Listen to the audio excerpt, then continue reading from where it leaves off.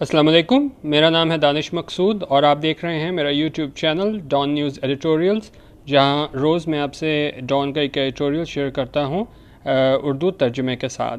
आज 19 सितंबर 2019 है और आज मैं आपसे एडिटोरियल शेयर कर रहा हूं, वो है time for jail reform by I.A. Rehman. इसमें इन्होंने बताया है कि ख़ासतौर पर इन्होंने वो बात की है वो है जेल रिफॉर्म्स की।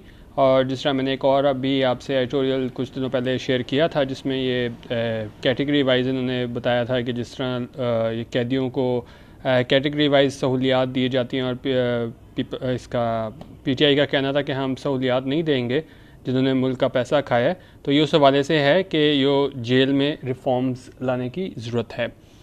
The federal government's decision to deny A-class status in prison to those convicted under the NAB law for corruption amounting to rupees 200 million or more and put them in C-class will fail any test by reason.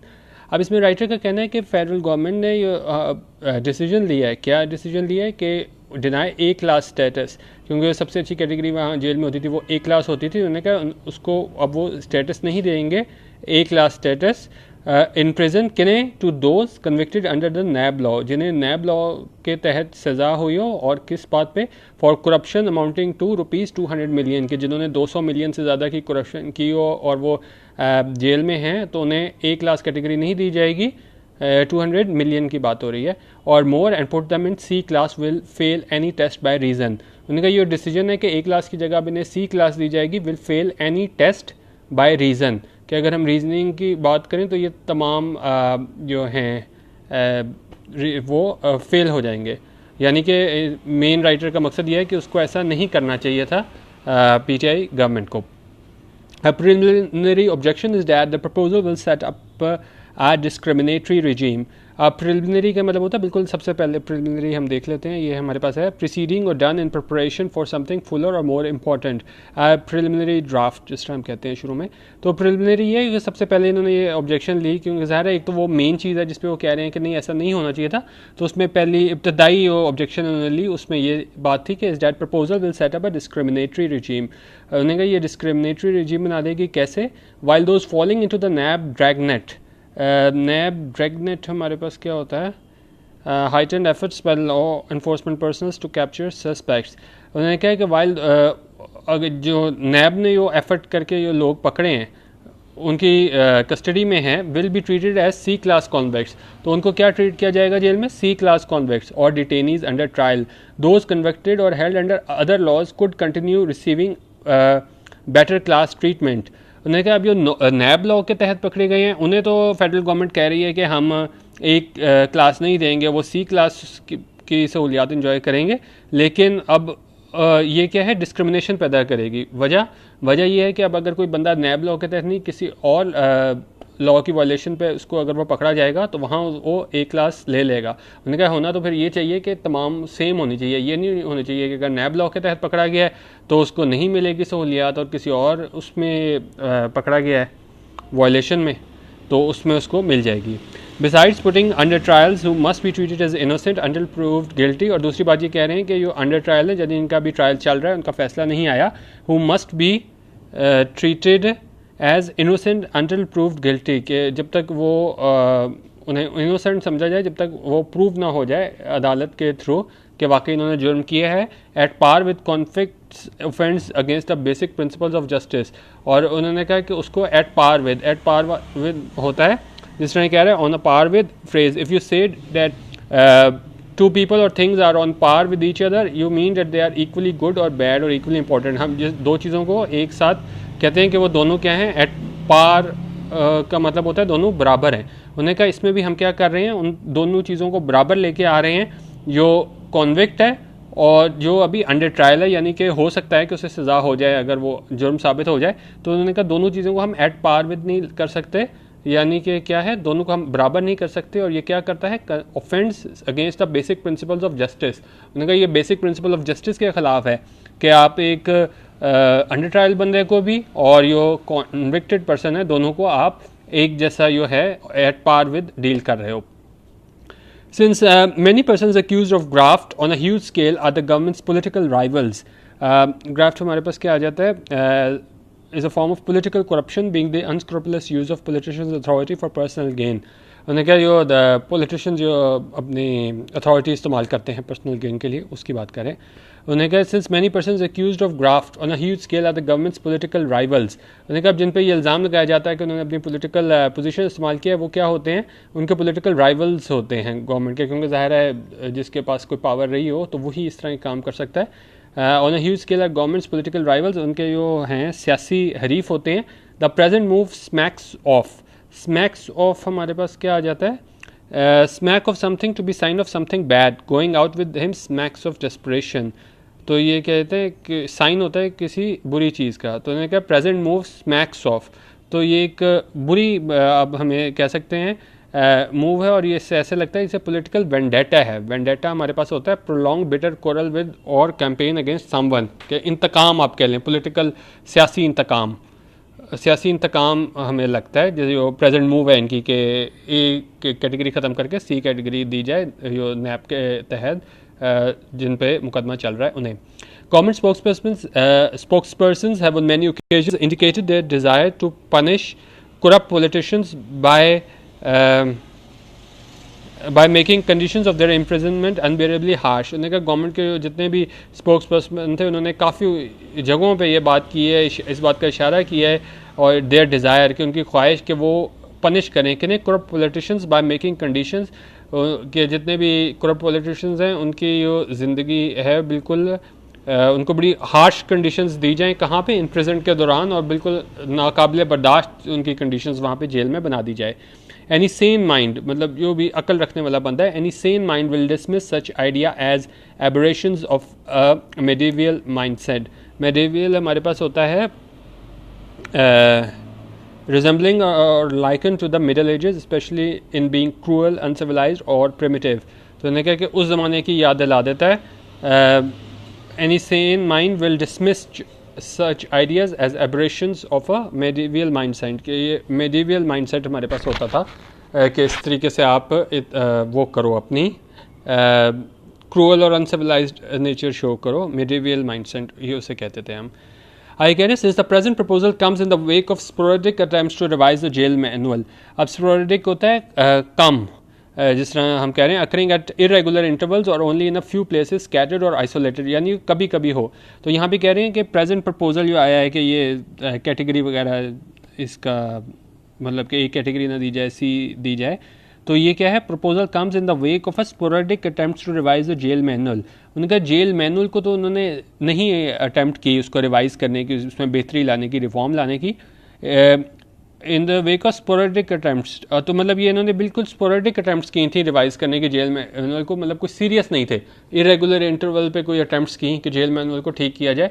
Good sense demands that the question of prison reform be taken up as a whole instead of being undertaken in a peaceful fashion. उन्होंने कहा होना तो ये चाहिए था कि हम prison reform की अगर बात करें तो एज अ होल बात करें, instead of being undertaken in a piecemeal fashion. अब वही बात करें कि अगर नैप के तहत आ रहे हैं तो हम अलग, हमारे पास आ रहे हैं, उनके पास सहूलियात हैं जेल में, दूसरे लॉ के तहत है अलहदा।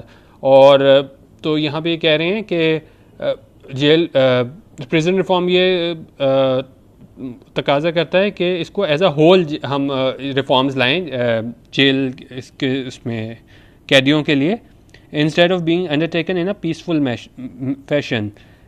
पीस मील होता है characterised by unsystematic partial measures taken over a period of time. अब उन्होंने कहा ये टुकड़े टुकड़ों में करके हम नहीं कर सकते, अगर हमने रिफॉर्म्स लानी है तो पूरी हमें जेल मैनुअल को ठीक करना होगा और रिफॉर्म्स एज अ होल लानी होगी। ये नहीं कि इस लॉ के तहत है तो ये सहूलियात हैं, इस लॉ के तहत वायलेशन में कोई कैद है, अंडर ट्रायल है तो अलहदा है। तो हमें क्या है, एज अ होल रिफॉर्म लानी होंगी जेल मैनुअल में। Unfortunately the system of retributive justice that the state of Pakistan has embraced. उन्हें क्या पाकिस्तान ने क्या किया हुआ है, स्टेट ऑफ पाकिस्तान ने किस चीज़ को अपनाया हुआ है, रेट्रीब्यूटिव जस्टिस। रेट्रीब्यूटिव क्या होता है, is a justice is a form of punishment in which the wrongdoer is punishment to the same extent as to the sufferer। उनका उसको भी उतना ही सजा दी जाती है इस wrongdoer को जितनी के जिस पे उसने जुल्म किया है उसने इतना बर्दाश्त किया था, यानी टिट फॉर टैट, उतने के अदले का बदला। तो ये क्या है, that state of Pakistan has embraced with the zeal of neo-convert has suffered further regression over the past few decades. उन्होंने कहा past few decades यानी कुछ सालों से जो है, मतलब डेकेड होता है 10 साल, तो काफ़ी आप कह लेंगे 20-30 सालों में जो है इसमें इन्होंने सफ़र किया है इस चीज़ का, क्योंकि ये रेट्रीब्यूटिव जस्टिस की जानिब जा रहे हैं. ये काफ़ी हमारे पास टाइप्स होती हैं इसकी जस्टिस सिस्टम की. अगर हम बात करें पनिशमेंट की, तो उसमें एक रेट्रीब्यूटिव होती है कि आप उतनी ही सज़ा दो, मतलब एक तरह से आप इंतकाम लो उस बंदे से कि जिसने जुर्म किया हो, उतना ही जो उसने किया है जुर्म. और उसमें अब आगे ये आ रहा है, during the earlier phases of colonial rule prisons in the subcontinent were like torture cells maintained by feudal in the pre colonial era. अब उन्होंने कहा early phases of colonial rule, जब हम पे ये अंग्रेज़ हुकूमत करता था तब की बात कर रहे हैं, तब हमारे जो प्रिजन्स होते थे सब कॉन्टिनेंट बड़े सगीर में, वो क्या होते थे, जस्ट लाइक टॉर्चर सेल्स की तरह होते थे. और उसे कौन, वो फ्यूडल मेंटेन करते थे अंग्रेज़ों के दौर में. It was partly as a result of prison reform campaigns carried out by political activists. और उन्होंने कहा ये इसके नतीजे में ये पॉलिटिकल एक्टिविस्ट ने कैंपेन चलाई थी प्रिजन रिफॉर्म के हवाले से. Who had suffered torture in prisons, जिन्होंने टॉर्चर फेस किया था जेलों में. And partly due to the international community's adoption of liberal ideas that prisoners right as human beings began to be recognised in the subcontinent. उन्होंने कहा फिर ऐसे लोगों की वजह से जिन्होंने प्रिजन में टॉर्चर किया था, और ऐसे लोगों की वजह से due to the international community's adoption of liberal ideas, तो इंटरनेशनल कम्युनिटी ने अडॉप्ट किए थे लिबरल आइडियाज़, और उसके बाद क्या हुआ था, प्रिजनर राइट को भी as human beings began to be recognised in the subcontinent. उन्होंने कहा इससे पहले तो इसके राइट्स रिकग्नाइज ही नहीं किए जाते थे, लेकिन बाद में उन्होंने कहा कि भाई प्रिजनर्स के भी राइट होते हैं. ठीक है, उसने कोई जुर्म किया होगा, वो जेल में है, लेकिन उनके भी राइट्स होते हैं. और फिर वो रिकग्नाइज किया जाने लगा कहाँ पे, सब कॉन्टिनेंट में, कि प्रिजनर्स के भी राइट्स होते हैं और उन्हें सेफ गार्ड करना चाहिए.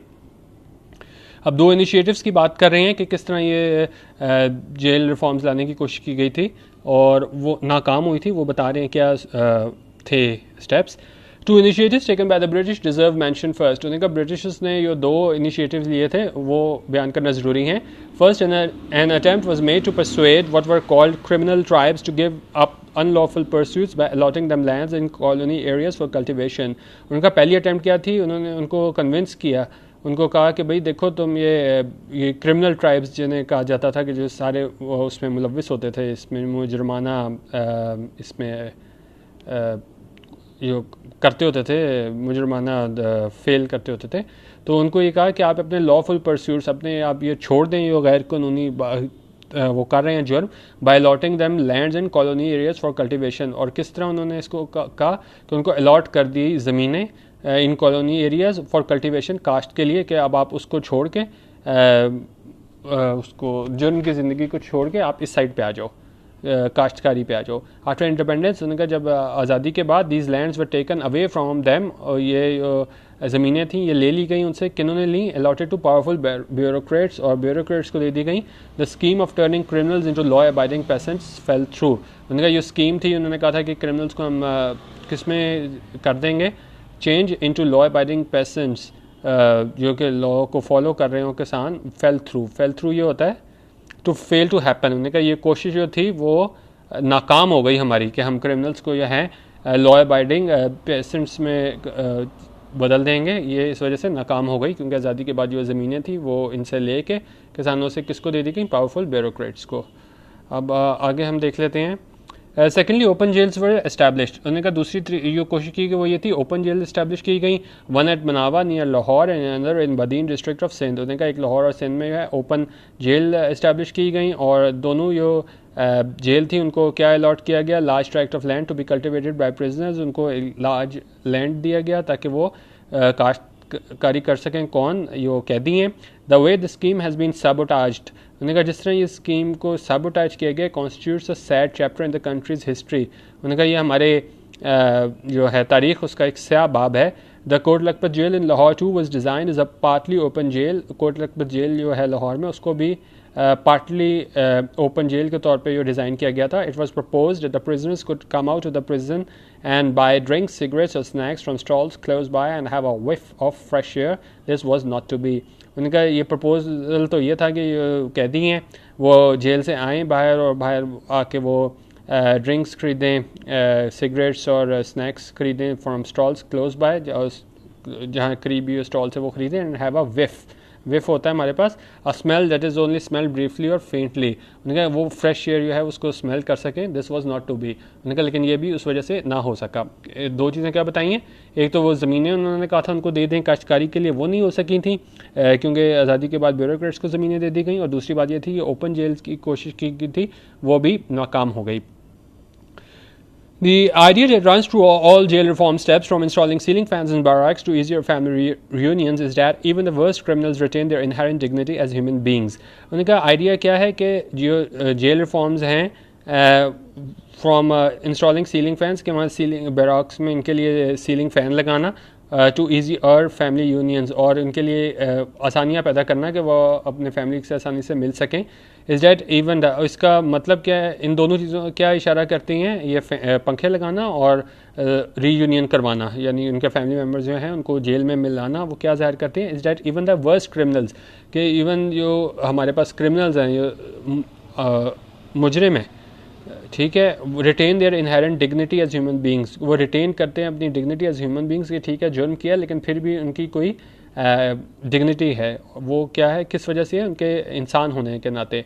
तो हम ये नहीं कह सकते कि भाई ये जुर्म करके जेल में आ गया तो इसको कोई राइट्स वगैरह नहीं है, इवन जेल में भी हकूक होते हैं। Civilised societies do not want bad conditions of imprisonment to turn first offenders into hardened criminals.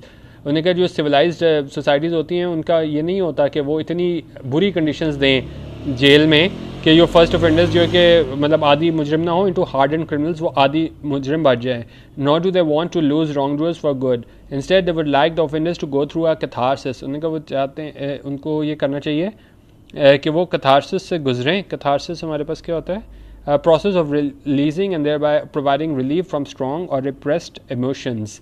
ठीक है, कैथारसिस बंदा करता है बैठ के कि भाई मैं क्या कर रहा हूँ और मुझे क्या करना चाहिए था, तो उससे जो है थोड़ा रिलीफ मिलता है उसको। And purge their minds of criminal ideas. There have been instances in Pakistan of death row prisoners transformation into useful citizens. उन्होंने कहा पाकिस्तान में ये एग्जांपल है कि जिनको फांसी के इंतजार कर रहे थे मुजरिम, उन्होंने अपनी ट्रांसफॉर्मेशन की और वो यूजफुल सिटीजन बने, लेकिन क्या हुआ, only to be hanged afterwards. लेकिन ये हमारा जो सिस्टम इस तरह था इसमें जेल में कि इवन अगर आप सही हो भी जाओ, ट्रांसफॉर्म भी हो जाओ आदि मुजरिम से आप यूजफुल सिटीज़न में, only to be hanged afterwards. लेकिन उसमें कोई सिस्टम हमारा उस तरह नहीं था कि अगर कोई ट्रांसफॉर्मेशन कर ले तो उसके लिए कोई बेहतरी आ जाए। उन्होंने कहा बाद में उन्हें क्या किया, फांसी दे दी गई। South Africa's apartheid regime was no respecter of blacks Africans life or liberty। उन्होंने कहा एपार्थाइड हमारे पास क्या होता है, South Africa the policy of racial separation use by South Africa from 1948 to 1990। इसमें ये बात करें वहाँ पे बहुत ज़्यादा वो थी, नस्ल परस्ती, काले और गोरों की बात, तो वो बात कर रहा है कि उन्होंने क्या वहाँ साउथ अफ्रीका में जो है कालों को वो इज़्ज़त नहीं दी जाती थी, लेकिन उन्होंने क्या किया, नेल्सन मंडेला को बेसिक फैसिलिटीज़ दी जेल में। On the desolate Robben Island उसे कॉट दिया, टेबल दी, कुर्सी दी, and a window through which the sky could be seen, और एक खिड़की दी जिसके थ्रू नेल्सन मंडेला जो है वो बाहर आसमान को देख सकता था। Facilities that the present government of Pakistan wishes to deny to certain categories of prisoners. उन्होंने कहा ये वो फैसिलिटीज़ थी जो कि पाकिस्तान की मौजूदा हुकूमत जो है वो क्या है, डिनाई करना चाह रही है कि नहीं, to certain categories of prisoners. Thus, instead of trying to turn the country's prisons into dungeons होते हैं हमारे पास, dungeon is a room or cell in which prisoners are held, especially underground। उनका डंजन क्या होता है, एक ऐसा कमरा और सेल जहाँ पे कैदियों को रखा जाता है, ख़ासतौर पे अंडरग्राउंड। उन्होंने कहा यो गवर्नमेंट क्या करने की कोशिश कर रही है, try to turn the country's prisons, जितने भी हमारे जेल हैं उनको डंजन्स बनाने की कोशिश कर रही है। ऑफ द मुग़ल पीरियड में जिस तरह थे वहाँ पे जो बुरे हालात थे इनके मुग़ल दौर में, डंजन्स के तौर पे वहाँ पे रखा जाता था। तो उन्होंने कहा ये हुकूमत भी है वो मुग़ल पीरियड की तरह के लोगों की बादशाहों की तरह काम करने की कोशिश कर रही है। द गवर्नमेंट शुड अंडरटेक, उन्होंने कहा गवर्नमेंट को ये अंडरटेक करनी चाहिए कॉम्प्रिहेंसिव जेल रिफॉर्म प्रोजेक्ट, एक जेल रिफॉर्म प्रोजेक्ट पर काम करना चाहिए।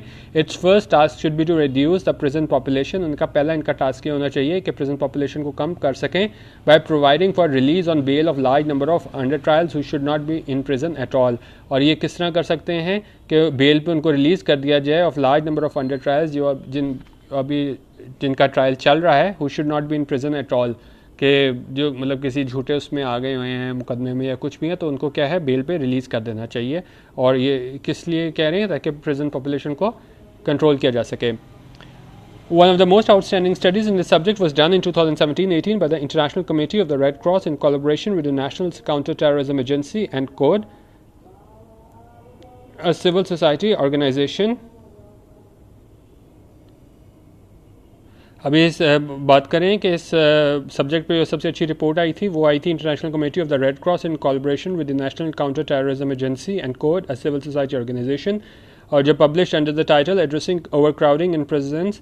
और इसमें क्या इन्होंने किया था, टाइटल क्या था, addressing overcrowding in prisons के जो ओवर क्राउडेड यानी पॉपुलेशन से ज़्यादा कैदी जो हैं वहाँ पे जेलों में, by reducing pre conviction detention इन पाकिस्तान, कि हमें क्या करना चाहिए, उनको कम करना चाहिए प्री कन्वेंशन डिटेंशन, कि अभी वो सज़ा हुई नहीं है लेकिन उनको जेल में रखा जा रहा है, तो जब तक वो मुजरिम साबित नहीं हो जाते तो उनको बेल पे रिहा कर देना चाहिए। बाय रिड्यूसिंग प्री कन्विक्शन यानी जिन्हें अभी सज़ा नहीं हुई है और उनको डिटेन किया गया है। The study was based on extended consultations.